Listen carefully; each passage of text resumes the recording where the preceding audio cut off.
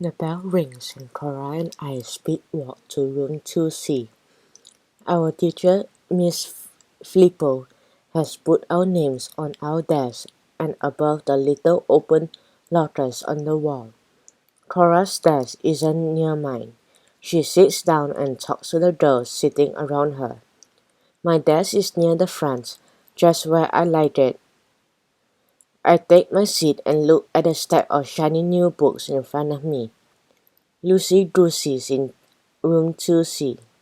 I hear a voice behind me, but I am not going to turn around.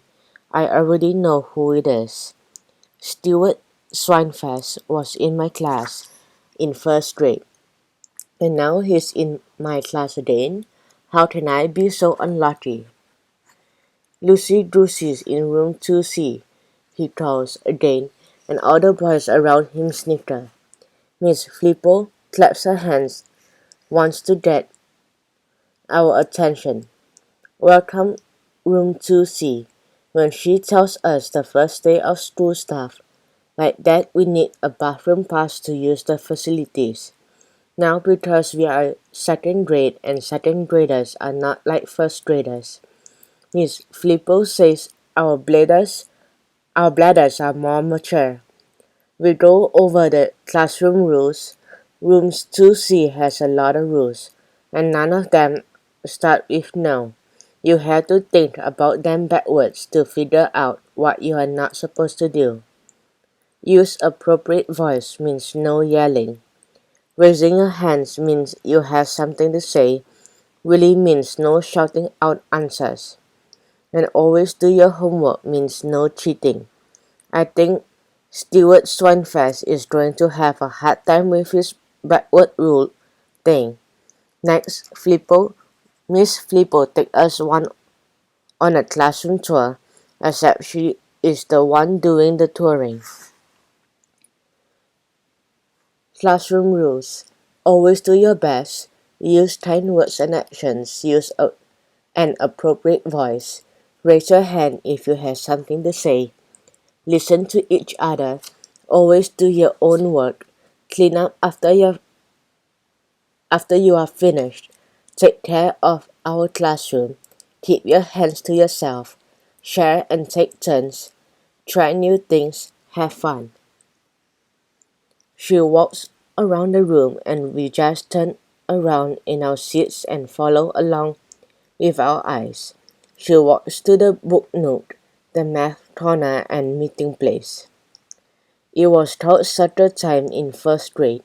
Now that we are second graders, I guess we will have meetings instead. Then Miss Flippo walks to the back of the room. This year, she says, you will become observers of the world around you. You will all become scientists. Stuart Swinefest blurts out, I don't want to be a scientist. I am going to drive race cars when I grow up. Stuart's already broken a classroom rule, and one about raising her hand to speak. Miss Flippo either doesn't notice or she is giving Stuart a free pass this time.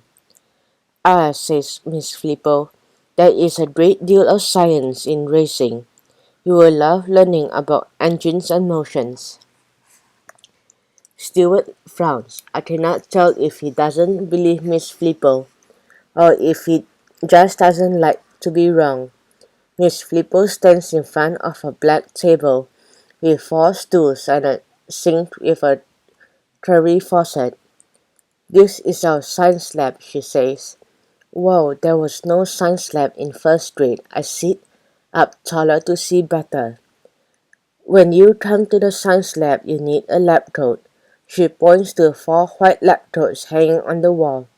And although you won't actually be using any chemicals until you're older, I hear Stuart Swinefest says, oh, why not? But Miss Flippo just keeps right on talking.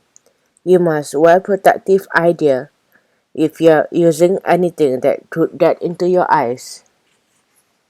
She points to 4 pairs of plastic goggles sitting on a shelf by the table. Always follow directions carefully. A science lab can be very exciting, but sometimes it can also be dangerous. Everyone in 2C goes ooh at the same time, and this, says Miss Flippo, as she lifts a big black cover of something large in the corner, is Mr. Bones, a tall skeleton, stands in the science lab. His bones and his scales are bright white. Room 2C goes wow. That is creepy, shouts Stewart. I don't think Mr. Bones is creepy at all. I think he is pretty cool. Miss Flippo claps her hands to get us to settle down, except we don't. So she reaches down and picks up Mr. Bones' two white bony hands and claps them together. Now room 2C is really out of control. I think I'm gonna like second grade.